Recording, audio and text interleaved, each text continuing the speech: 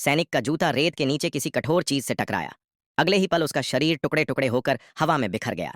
उसका साथी सहम गया। दिमाग सुन्न, दिल धड़कना भूल गया। लेकिन उसके पैर अपने आप आगे बढ़ गए। क्लिक।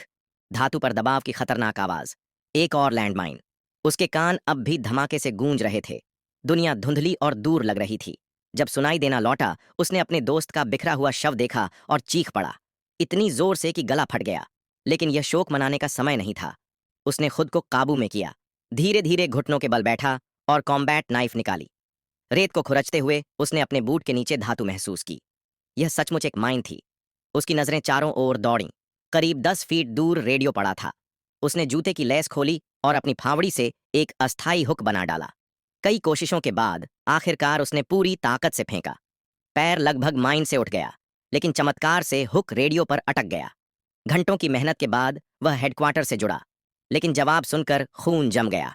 हेलीकॉप्टर नहीं आ सकते और जमीनी मदद पहुंचने में 52 घंटे लगेंगे। 113 डिग्री की गर्मी। 52 घंटे जिंदा रहना लगभग नामुमकिन था। भूख से तड़प कर उसने अपनी आखिरी बीफ झरकी खाई। कैंटीन से 2 घूंट पानी पिया और पानी खत्म हो गया। तभी हवा का झोंका उठा। उसने सिर घुमाया और देखा, एक विशाल रेत का तूफान उसकी तरफ बढ़ रहा था। उसने बैग कंधे पर टांगा और राइफल जमीन में गाड़ दी। किस्मत से तूफान झेल गया, लेकिन रेडियो उड़कर 30 फीट दूर चला गया। उसकी सारी उम्मीद टूट चुकी थी। दोस्त की कैंटीन भी खाली थी।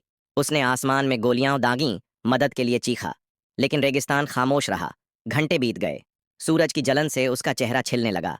प्यास से बेहाल होकर उसने अपनी पेशाब पीने की कोशिश की, लेकिन गंध से उल्टी हो गई। और फिर उसने उसे देखा।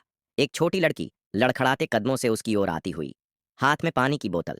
सैनिक ने झपट कर बोतल ली और लालच से पी गया।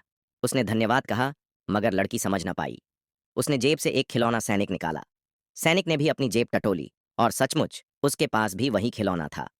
लड़की ने खिलौनों को रेत पर सजाया और एक को आगे बढ़ाने लगी।